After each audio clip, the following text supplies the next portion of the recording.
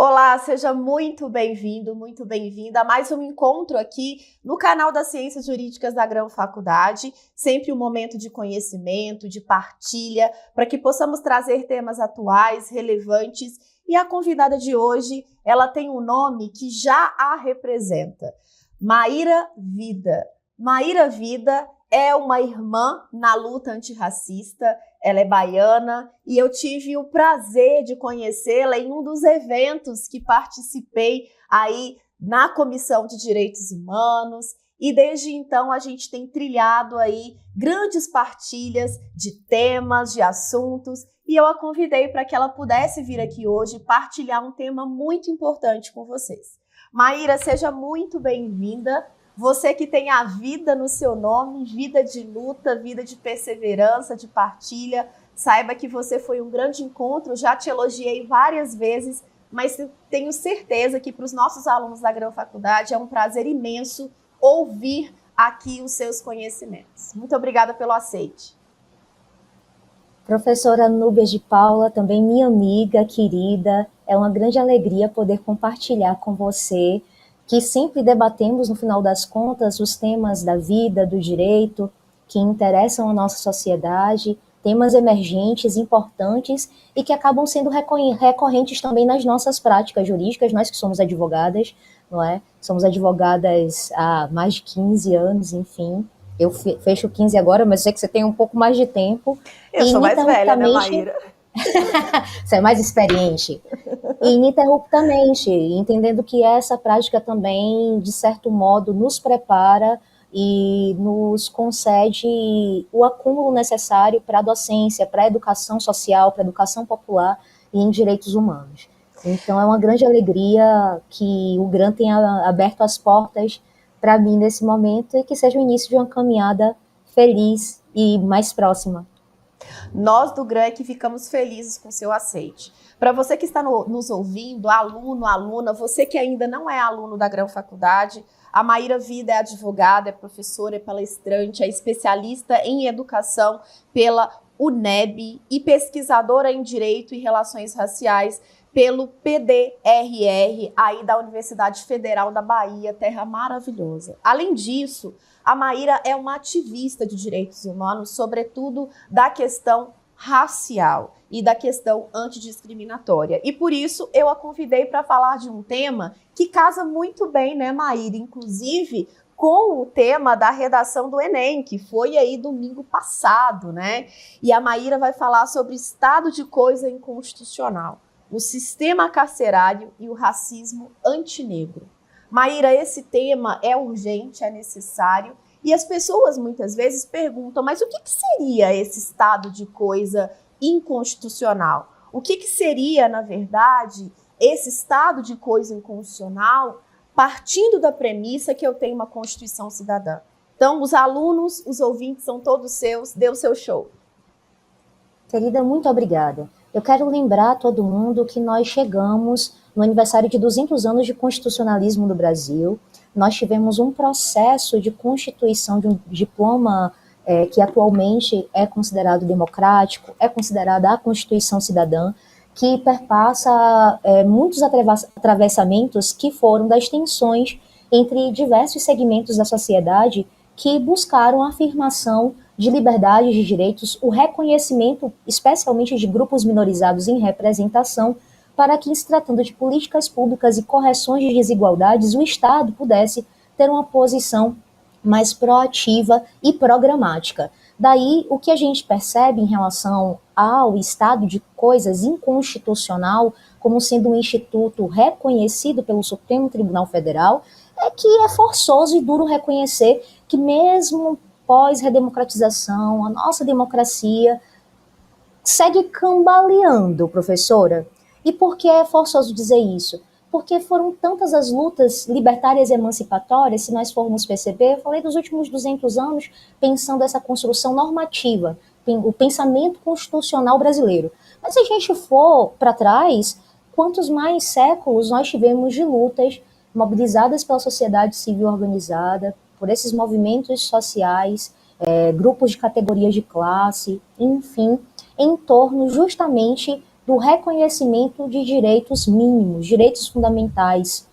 Nesse sentido, o estado de coisas inconstitucional é uma lembrança dolorosa de que, às vezes, na prática, a teoria é diferente. Isso significa, e tem duas palavras que vão traduzir muito bem, e você vai encontrar isso na maior parte das doutrinas, na maior parte dos escritos que falem sobre o estado de coisas inconstitucional, é que o estado de coisas inconstitucional, ele apresenta um cenário de estado, que é um estado de direito, pode ser um estado democrático de direito como o nosso, mas em que há violações de direitos humanos dirigidas a determinados nichos populacionais, generalizada e sistêmica. Nós estamos falando de uma violação generalizada e sistêmica. Esse tipo de violação é tão grave que coloca o Estado num lugar de aparente incapacidade, seja mesmo por inação, omissão e negligência, seja também pela ausência de competência para garantir, através da apresentação de um conjunto resolutivo de ações que possa contornar esse estado de coisas inconstitucional e devolver a garantia dos direitos humanos fundamentais para toda a sociedade, porque ainda que sejam determinados grupos que estejam sofrendo com aquela sonegação de direitos, toda a sociedade é impactada negativamente. Então, nessa perspectiva, o reconhecimento do poder judiciário, do nosso tribunal, que é o Supremo Tribunal Federal, que é a nossa Corte Constitucional, de que há um estado de coisas inconstitucional em determinado espectro, em determinado domínio da vida em sociedade, é dizer que existe um quadro, como eu disse, de violação generalizada e sistêmica de direitos fundamentais, dirigidos, ou seja, não é algo difuso. Existe também uma inércia ou incapacidade do Estado, ou ausência mesmo, de transformar num sentido conjuntural e, portanto, uma ausência de planos, de programas, de iniciativas que possam, por ação programática, contornar o problema, ou pelo menos prevenir ou contornar o problema.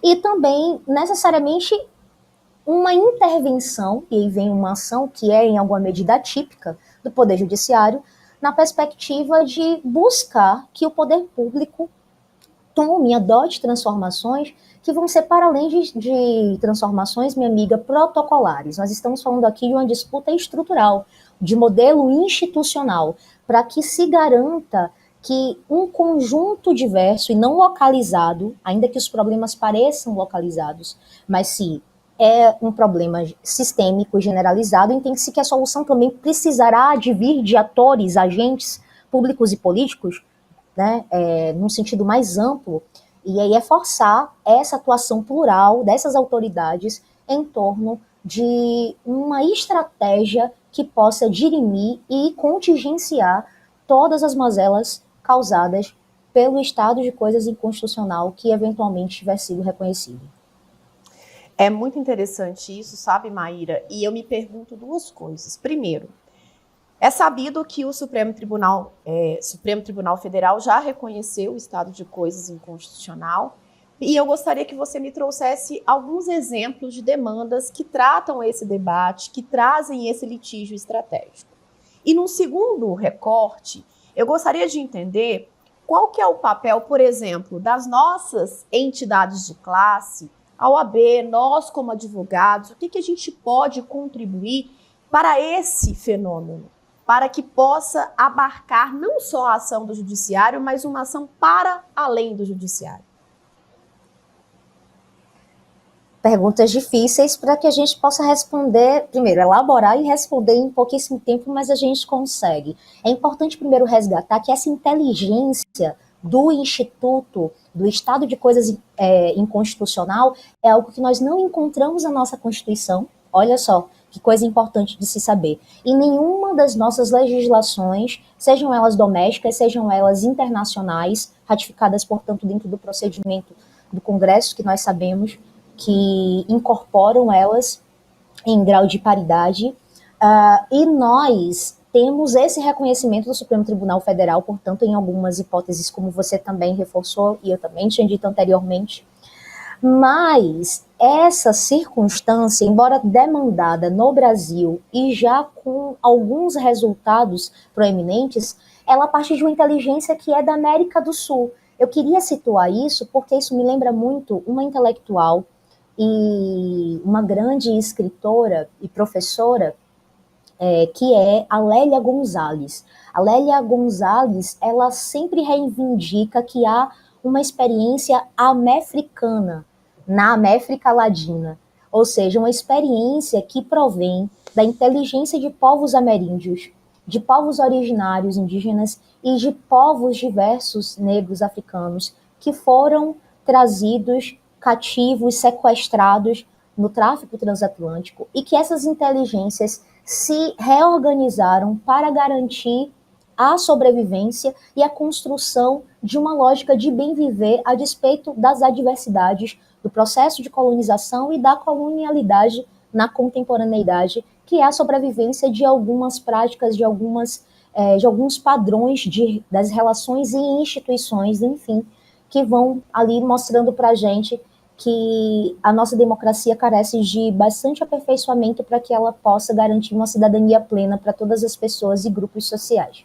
Então, trazendo isso de que é uma experiência exitosa da Colômbia, portanto, aqui no Brasil, nós temos da DPF, do Sistema Penitenciário Brasileiro, uma ADPF que apresenta o estado de coisas inconstitucional, portanto, no que diz respeito ao trato das pessoas, dos custodiados no sistema penitenciário brasileiro. Como a sua integridade física, a sua saúde mental, os seus corpos, para além da pena privativa de liberdade, que é o que está em jogo no Estado Democrático de Direito. E é para isso que os estabelecimentos penais existem na perspectiva da restrição deste, que eu acredito ser o segundo maior bem da vida. Primeiro é a vida, segundo é a liberdade, o ir e vir, livremente, enfim. É reconhecer que este sistema penitenciário age numa perspectiva de superencarceramento e de não só depósito de corpos, que são corpos políticos, porque eles são racializados, porque eles possuem uma determinada faixa etária produtiva, porque eles têm, na sua grande maioria, inclusive, a ausência da prestação jurisdicional definitiva que garantiria o trânsito em julgado e, portanto, o cumprimento daquela pena. No final das contas, essa decisão corajosa que advém dessa iniciativa técnica via a DPF em 2015, que é a arguição de descumprimento de preceito fundamental, que é uma tecnologia também muito restritiva para que a gente possa utilizar e fazer essa disputa nas hipóteses em que bens da vida estão sendo realmente na perspectiva do poder executivo, na perspectiva do poder legislativo, não atendidos numa dimensão ali satisfativa e satisfatória, a ADPF surge como uma resposta da sociedade e também uma resposta do direito para tentar não só corrigir essas desigualdades, mas também garantir que o direito se aproxime do sinônimo de justiça. E daí foram determinadas providências para que se sanassem as diversas, acumulativas e sucessivas violações e lesões aos direitos fundamentais, aos direitos humanos das pessoas, dos presos.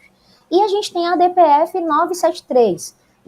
Essa determinação foi em fase liminar, é importante dizer, a que diz respeito à ADPF do Sistema Penitenciário Brasileiro. A ADPF 973 é a ADPF chamada também de Vidas Negras. Eu sou uma das subscritoras, então olha a importância da atuação de uma advocacia militante.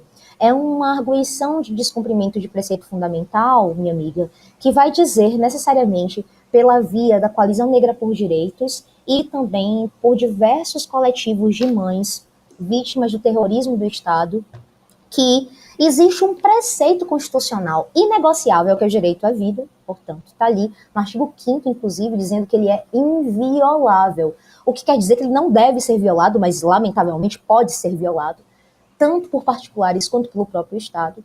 mas que esse preceito constitucional de direito à vida tem sido historicamente violado contra pessoas negras, contra a população negra. E que isso foi agravado ainda mais a partir do impeachment de Dilma Rousseff e abismalmente aprofundado na gestão anterior, federal, do governo Bolsonaro, ainda mais exponenciada a experiência de violência e violação de direitos humanos para a população negra no campo da saúde pública e segurança alimentar durante a pandemia. Daí nós ainda não temos uma liminar, mas já tivemos inclusive uma apresentação da própria Procuradoria-Geral, da própria AGU, entendendo que é necessário mesmo que exista um plano de contingência, porque há sim uma violação que pode ser considerada histórica, generalizada e sistemática de direitos da população negra. E é nesse sentido que a OAB, olha que curioso, minha amiga, através de uma articulação aqui, minha, da OAB da Bahia, junto com a Comissão Nacional de Direitos Humanos, pedida por uma outra amiga nossa, maravilhosa, Silvia Souza, uma advogada muito técnica, competentíssima e com atuação larga em tribunais superiores, através da sua presidência na Comissão Nacional de Direitos Humanos e com a articulação do Conselho Federal, amiga, a OAB passa a ser, na ADPF 973 Vidas Negras, amiga da Corte. Se manifesta, sustenta oralmente em 2023, tem uma participação muito bonita. Então, como as nossas instituições, para além da proteção das pessoas inscritas nos registros da nossa classe, portanto, desse fortalecimento na perspectiva do desempenho sem obstrução do nosso exercício profissional, tem esse papel, que é um papel proeminente e primário, mas como também existe um papel que é de fortalecimento do próprio Estado Democrático de Direito e de defesa da cidadania negra também, portanto, e dos nossos valores democráticos. Não dá para pensar na construção dessa sociedade que a Constituição apresenta como sendo o nosso ideal, livre, justa e solidária, sem necessariamente pensar nos papéis das instituições. E a OAB, portanto, tem um papel que pode ser decisivo, e é por isso que as eleições estão chegando e a gente precisa ficar bastante atento em qual é o modelo e quais são ali os valores em disputa que irão melhor representar a nossa classe, considerando que nós temos um dever constitucional de fazermos a diferença para a consecução da justiça, porque nós somos imprescindíveis na administração dela. Maíra, é muito importante tudo isso que você falou, e eu quero ressaltar aqui, porque eu sei que a modéstia lhe impede do seu papel como co-redatora, como coautora dessa questão que levou a pleito toda essa discussão, junto com a nossa querida Silvia Souza, que eu já deixo um abraço para ela, mas eu deixo aqui muito registrado que a advocacia aí da Bahia deve ser muito orgulhosa de ter uma advogada tão ativa, tão fundamentada, com fundamentos tão robustos e que pleiteia realmente a proteção da dignidade da pessoa humana, sobretudo, mas da pessoa preta, da pessoa que está ali à margem de direitos que foram relegados há muito tempo.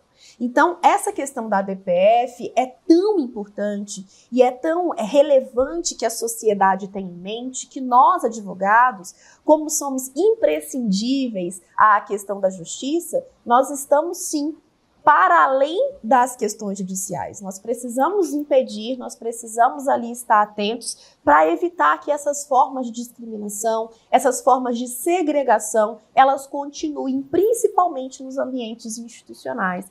Então, quando a gente fala de estado de coisas inconstitucional no sistema carcerário brasileiro, isso, a meu ver, Maíra, me corrija se eu estiver errado, tem uma repercussão para além disso. Porque a partir do momento que o STF reconhece essa afetação, a Corte Internacional e o STF vão ter uma postura diferente a partir de agora. E automaticamente a OAB, como imprescindível à administração da justiça, também precisa ter. E aí nós precisamos ter à frente dessas instituições pessoas que reconheçam o valor dessas conquistas e, sobretudo, que não retrocedam nessas conquistas, não é verdade, Maíra? Com certeza, e quando você traz, inclusive, a importância de nós considerarmos a atuação não só da OAB, mas das instituições, em face de prestações que sejam a menor, prestações que não sejam compatíveis com o dever do Estado para a sociedade ou para grupos minorizados em representação, para grupos sociais diversos, a possibilidade de internacionalização dessas denúncias como uma estratégia de litígio que necessariamente vai garantir, seja pelo reconhecimento do estado de coisas inconstitucional do nosso Tribunal Federal, ou seja por uma legitimidade da interpretação de que está instaurado este estado de coisas. Vou dar um exemplo. Existe uma sensação, que é uma sensação que compartilhamos, de que existe um estado de coisas inconstitucional também na perspectiva ambiental. Na perspectiva ambiental. Olha o que nós estamos lidando e se tratando de crise climática em todo o país nos últimos anos, na última década em particular, mas nos últimos 6 anos.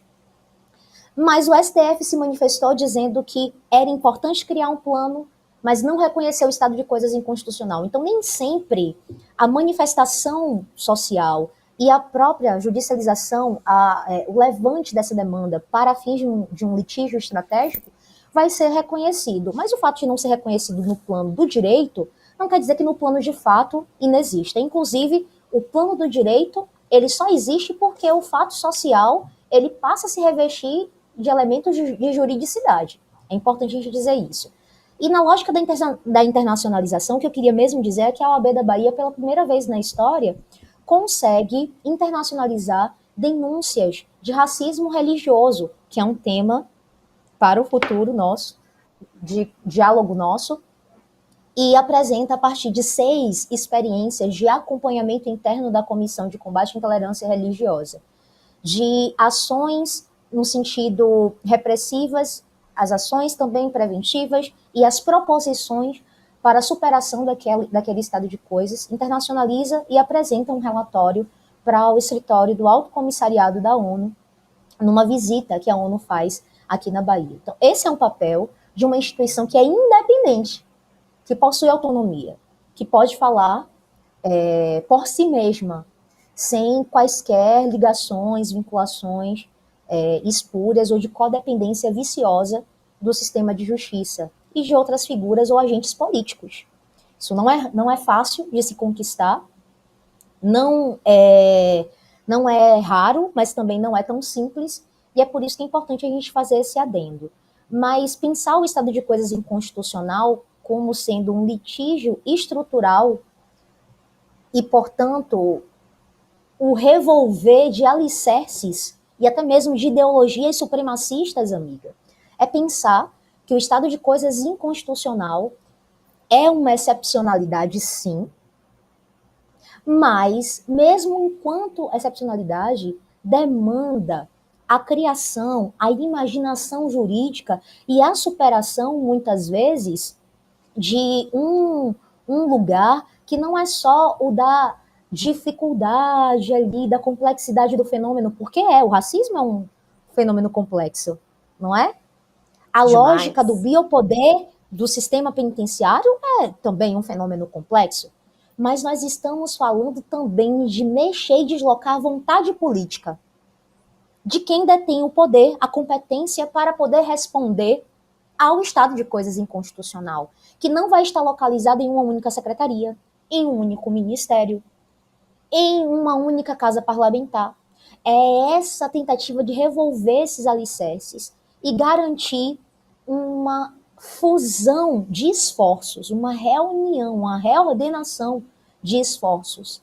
E necessariamente um plano que garanta a capacidade de monitoramento e vigilância da sociedade. Olha que importante. Também o papel da OAB nesse aspecto. Sem dúvida. Para que o estado de coisas inconstitucional seja, mais uma vez, como eu disse, descontinuado.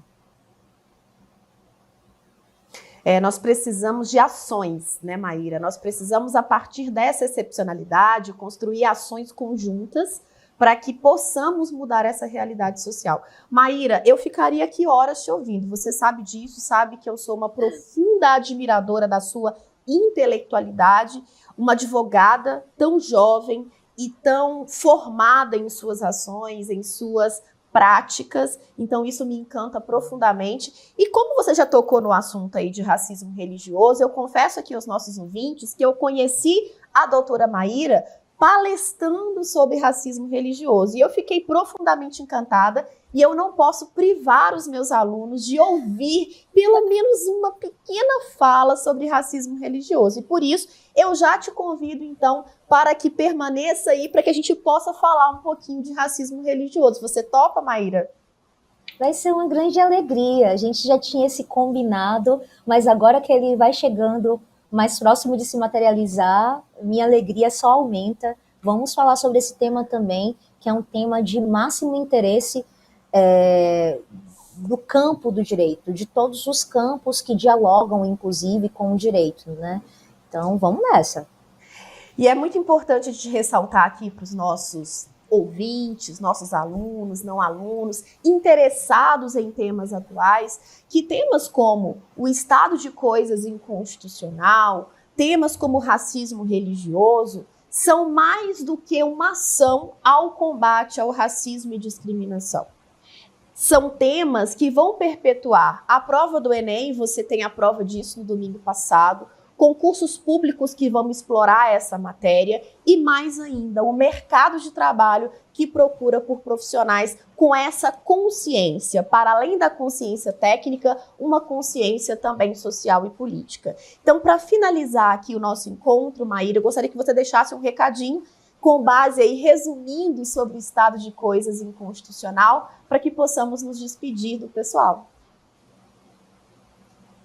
Pessoal, tentando ser muito breve, vocês já viram que eu tenho uma grande dificuldade para isso, mas eu vou tentar. O estado de coisas inconstitucional cria um mal-estar generalizado nas instituições, porque é o reconhecimento de que a nossa Constituição não foi bastante, ou de que as instituições não foram bastantes no cumprimento dos seus deveres e obrigações. Nós estamos diante de violações generalizadas e sistêmicas, como eu mencionei, sistêmicas e também sistemáticas, que necessariamente irão impedir que a experiência de usufruir de liberdades e de direitos humanos fundamentais, seja por inação, seja por omissão, por negligência, por incapacidade, seja por ausência de vontade política, não importa qual é a motivação, se tem intencionalidade ou não das autoridades, o fato é que essas violações e violências generalizadas e sistemáticas de direitos humanos fundamentais de determinados grupos sociais acontece e os impede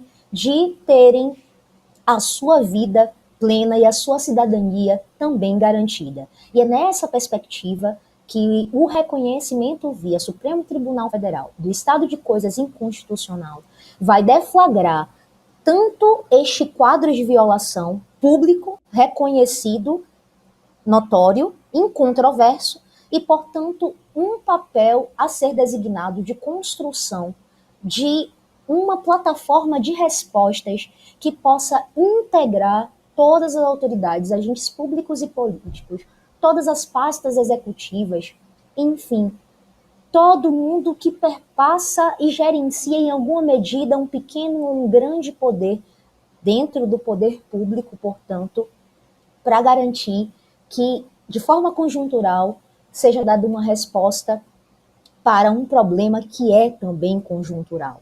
Que nós possamos estar despertos, que possamos entender como, na praxis do direito, é possível também questionar o status quo. E é isso que o Instituto do Estado de Coisas Inconstitucional relega a todas nós. Maravilhoso. Maíra, eu quero te agradecer pelo seu tempo, pela partilha de conhecimento, e não vou me despedir porque a gente tem um próximo encontro para falar de racismo religioso. Então, por hora, até logo.